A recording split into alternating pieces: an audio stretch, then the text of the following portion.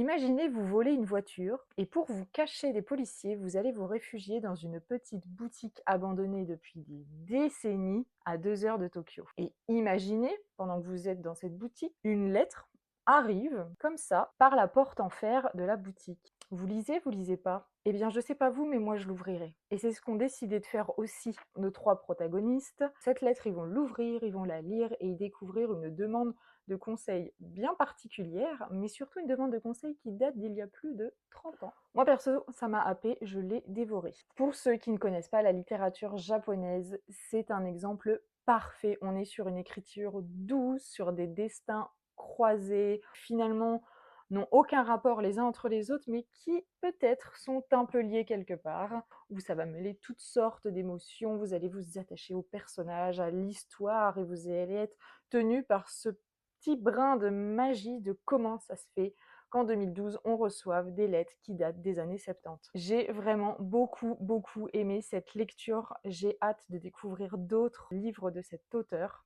qui est en plus un auteur de polar à la base. J'émettrai quand même 2 réserves. J'ai trouvé quelques longueurs à la fin, mais honnêtement, on parle d'une dizaine de pages, donc c'est vraiment pas grand-chose. Et je suis un petit peu restée sur ma faim quant à l'explication du pourquoi du comment. Sinon, tout y est. Voyager à travers les époques et le Japon, chez moi, c'est un bingo gagnant. Je vous conseille donc Les miracles du bazar Namiya de Kaigo Higashino.